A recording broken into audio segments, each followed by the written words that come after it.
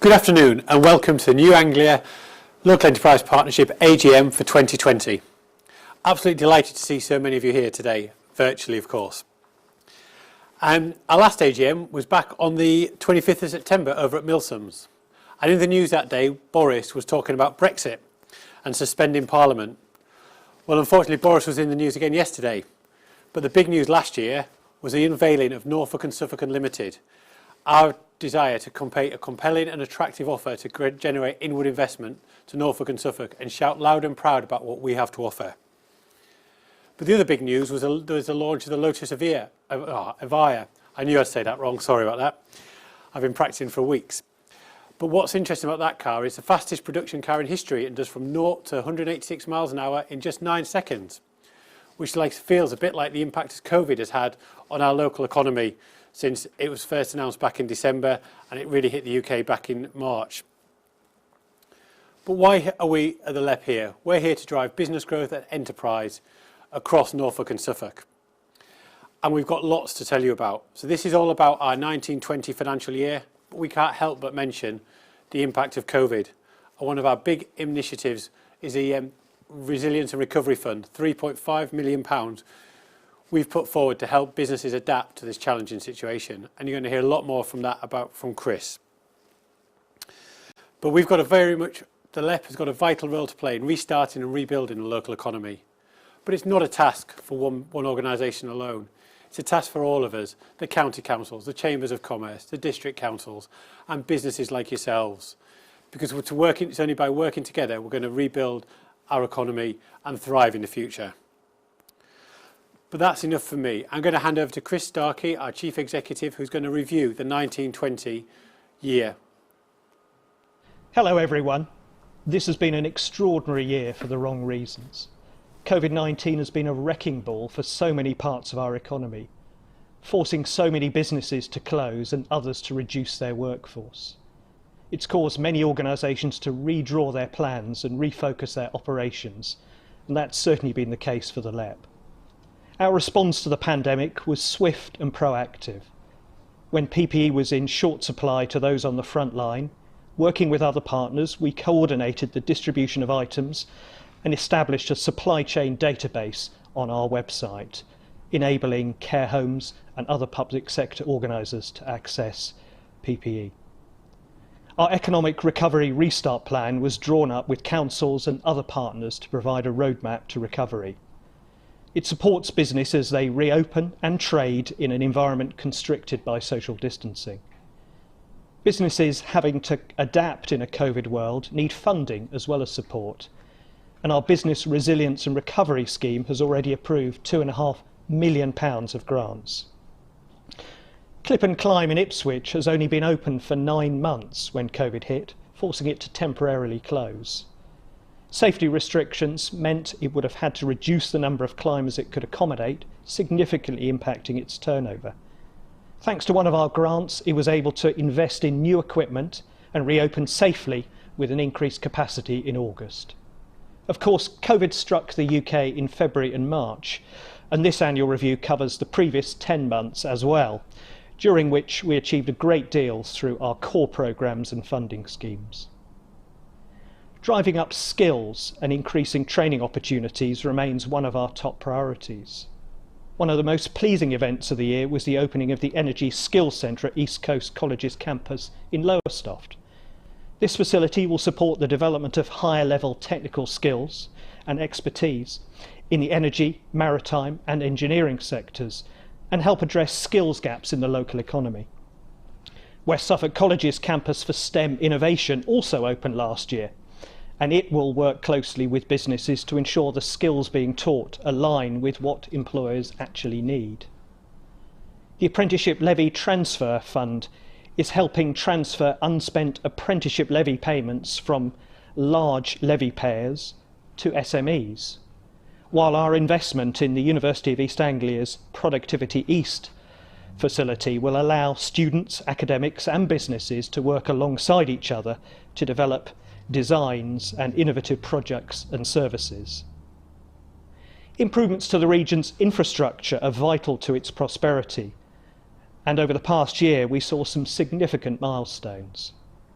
the £40 million upgrade to Great Yarmouth's flood defences, to which the LEP contributed £8.2 million via our growth deal with government, got underway.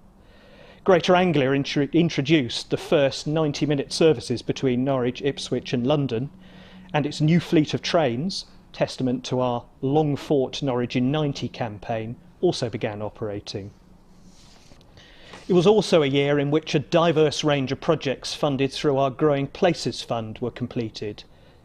They included the first collection of apartments at the Wine Rack on Ipswich's waterfront, state-of-the-art office space at the Maltings in Ipswich, once a nightclub, now fantastic high-tech office space, and of course the restoration of the historic Venetian waterways in Great Yarmouth, bringing a fabulous new tourist attraction to the town.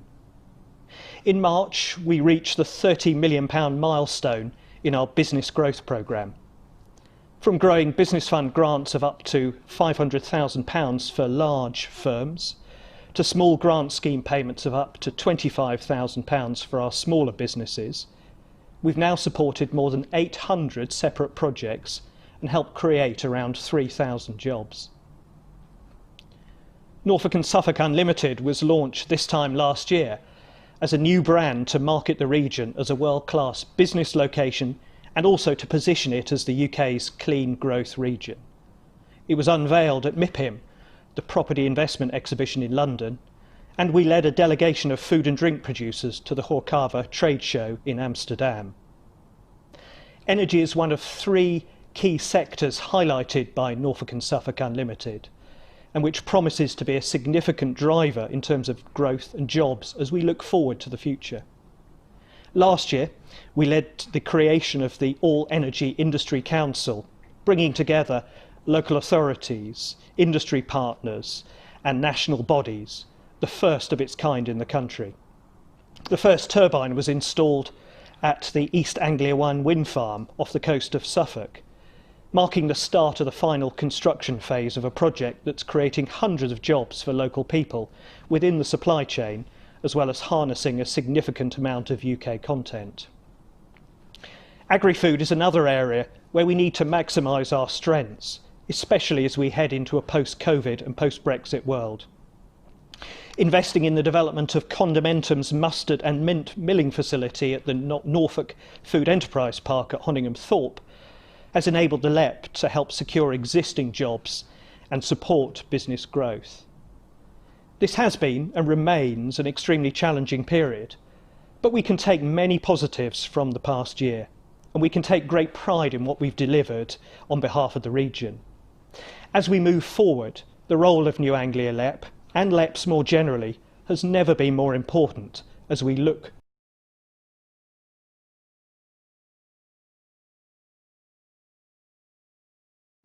Hello, I'm Roseanne Weinberg, Chief Operating Officer, New Anglia LEP. I'm here to provide you with an update on the 1920 financials. I'm going to show you three slides, one on income, one on expenditure, and one which reflects the balance sheet position. Income. The LEP received a total of 30.7 million income for the year. 23.3 million supports our flagship growth deal programme and its associated sub-programmes, the Growing Business Fund and the Growing Places Fund. We then received a further 6.7 million of what we've described as other income. This funding covers a range of LEP programmes and initiatives and includes the income we receive from our enterprise zones. Finally, we have 0.7 million core funding. This comes from government and contributions from our local authority partners.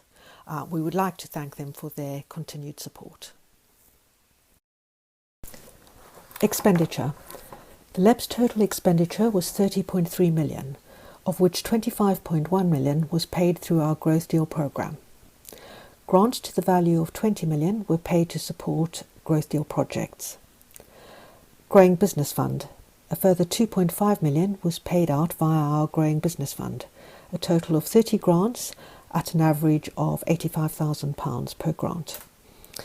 Another 2.7 million was paid out through our Growing Places Fund. We then issued 77 grants through our small grants scheme, totalling 800,000, an average of just over 10,000 per grant. And finally, the other expenditure category of 4.3 million. The majority of this, which includes salaries of 2.8 million, is recovered under other income as shown on the previous slide. The balance sheet. The LEP's balance sheet is mostly represented by cash and Growing Places Fund loan and investments. Of the 43.5 million, 40 million is cash, the majority of which is held by our accountable body, Suffolk County Council. We have 12 million in loans and investments through our Growing Places Fund programme. We have liabilities of 700,000. Members' funds total 54.8 million. Of these, operational reserves are 800,000. The remaining 54 million includes our rollover funds. These are funds committed to projects but not paid out yet. The balance sheet shows the LEP is in a strong financial position for the current year and beyond. Our growth deal allocation for the current year, 2021, is 47.7 million. We've had recent confirmation of a further 32.1 million to support our Getting Building Fund. The statutory accounts will be available from Companies House in the next few weeks and also on our website. I hope you found that useful. I'm now going to hand you back to our chair, who will ask you, number one, to adopt the accounts, and number two, to formally confirm the appointment of our auditors, Price Bailey, for next financial year. Thank you, Roseanne, and thank you, Chris. And apologies for the technical glitch with Chris's speech, but I have always told him to keep it brief. So now down to the formal bits of the meeting, and we need to formally approve the accounts. So I'm going to ask the audience for someone to propose the accounts, the annual report and accounts, and then ask for a seconder.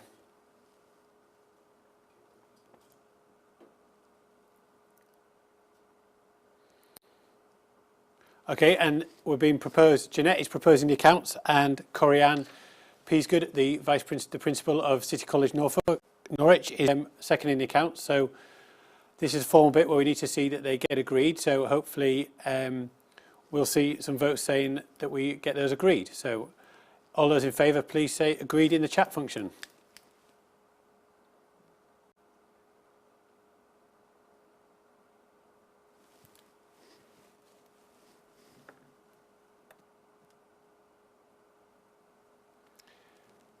Good, well, they've been agreed, and now we need to reappoint our auditors, Price Bailey.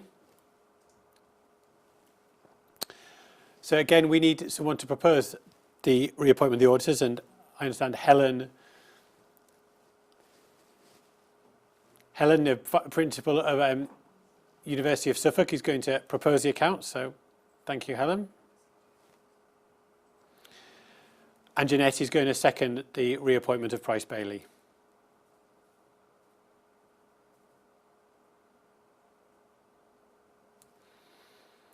Okay, and now down to the vote. Do we all agree to reappoint Price Bailey as auditors for the New Anglia Local Enterprise Partnership?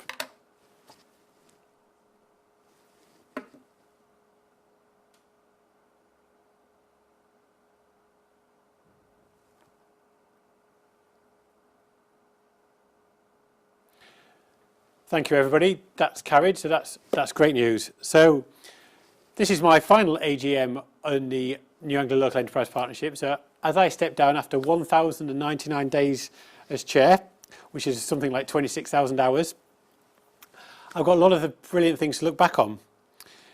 When I started as chair, I did an article with the EDP, the AADT, about what I hope to achieve after 3 years.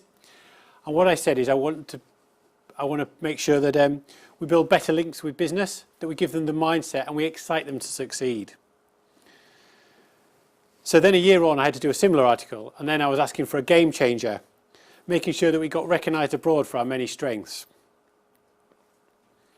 So how have I done against those big ambitions? Well, you, the businesses, the leaders in this region, you can be the judge of that. But as I reflect back, there's a famous Marie Curie quote, which I won't get exactly right, which is all about no one ever looks back to reflect on what's done, but always keeps looking at what needs to be done.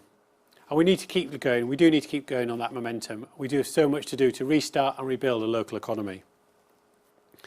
But I look back on those 1,099 days. There's been some great achievements. I've opened roads. The Bury Eastern Relief Road. We've overseen the NDR over in Norfolk. There's the wine rack. We've got the new trains that Chris mentioned in his speech. We had the visit to Horcarver in Holland this year. And we've got the new businesses that have come to the region. One of the biggest and most prominent, LDH Ladoria over here, just down the road here on the A14, which has created 440 jobs. What a real statement of intent. But one of the big defining moments has been the launch of Norfolk and Suffolk Unlimited. And I know a number of directors, it was a real labour of love.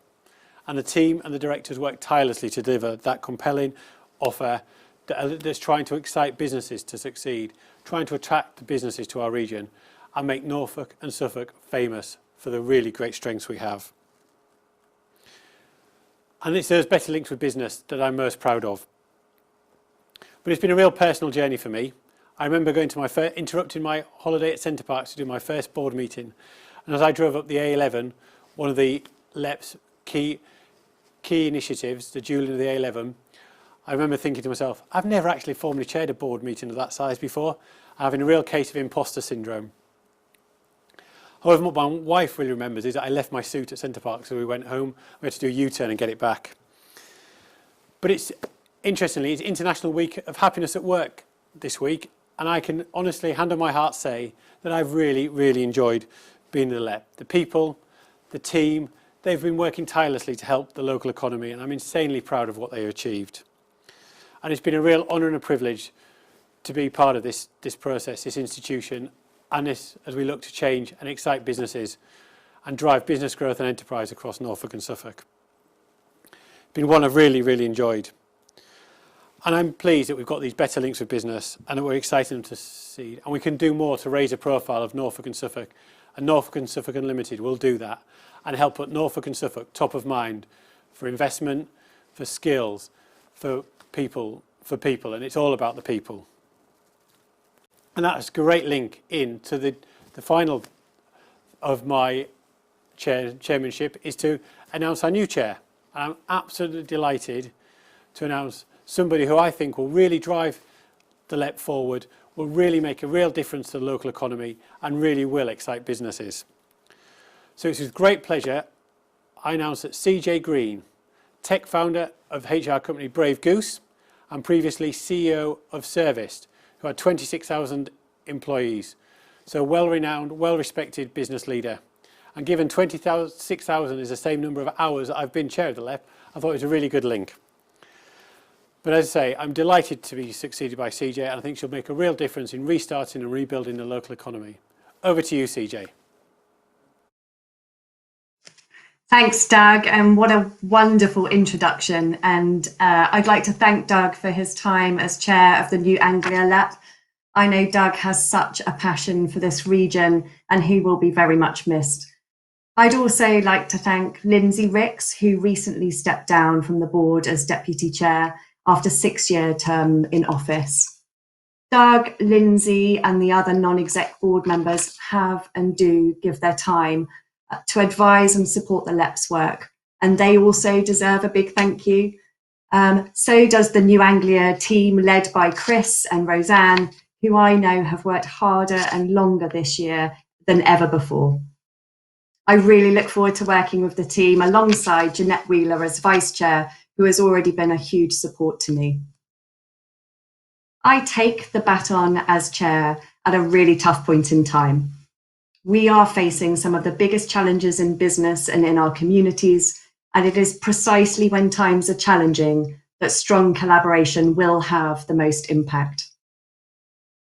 As the end of the EU exit transition approaches, we anticipate there will be more uncertainty around the corner, and it is important that we work together alongside local, private and public sector partners to focus on the commitments made in our economic recovery plan. New Anglia LEP brings together diversity of thought, valuable support and continued ambition for sustainable economic growth in our region. In today's economy, growth is powered through knowledge, creativity, innovation, and infrastructure. And it is our role to work with business, education, and local authority partners to help create the right platforms for that to happen. As a result, the LEP is involved in many programmes, boards, panels, and working groups, which play key roles in the different sectors of our economy. And we contribute by representing the region's interests in those collaborations. The LEP is a facilitator, a leader, ambassador, and lobbyist for our region, and plays a critical role in corralling money and resources to enable business support and growth. It doesn't have resources deliver all on its own, and it depends on collaboration of the state, local businesses, and education providers to make things happen. And it's been incredibly successful in doing this. And excitingly, there is so much more that we can achieve. Going forwards, we will continue to work regionally and nationally on the COVID-19 economic response. The new Anglia LEP team has been leading a huge amount of work since the spring, and that continues as we play a key role coordinating the delivery of local support. And I personally have been so impressed by the team's energy, passion, and dedication. Chris has told you about early in the pandemic, the LEP team were quick to bring together the local PPE consortium who identified and supplied PPE to health and care settings that have been in need. For those whose jobs have been affected by the pandemic, we've recently launched our job support programme, which provides an online hub of advice and signposting for those looking for work or facing changing circumstances. We've worked with partners to produce the Visitor Economy Recovery Plan, which outlines actions to help businesses reopen, coordinates campaigns to promote our tourism and culture, and really makes actions to support business resilience, digitisation, and innovation. Chris has always also touched on the fact that the young have been adversely affected and impacted by the pandemic in our region, and we must ensure that the young generation aren't left behind. So we've talked to you already about the transfer apprenticeship levy, which is such an important scheme for the LEP. Through the new Anglia Growth Hub, we are delivering free, impartial business support to any business in Norfolk and Suffolk. And we know that new initiatives like our peer-to-peer mentoring programme will help businesses learn and flourish through their connection to each other and the relationships that they build. As an organisation, we remain focused on securing government investment for our region and distributing this to the wide range of projects being funded by our growth deal and grant programmes. We have pledged to facilitate the delivery of low carbon, inclusive growth across our region, ensuring that it is one of the best places to live, work, learn and flourish. And despite all that we currently face, that remains our strongest focus. It is not the LEP itself that grows our regional economy.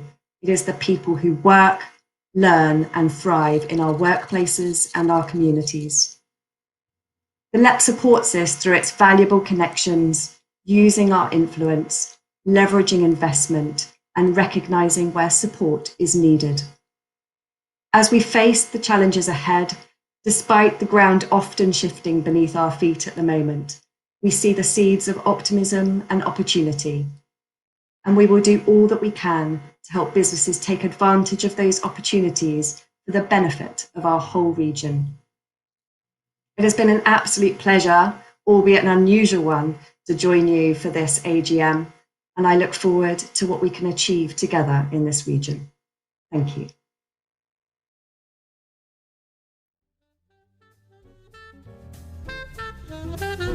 Thank you.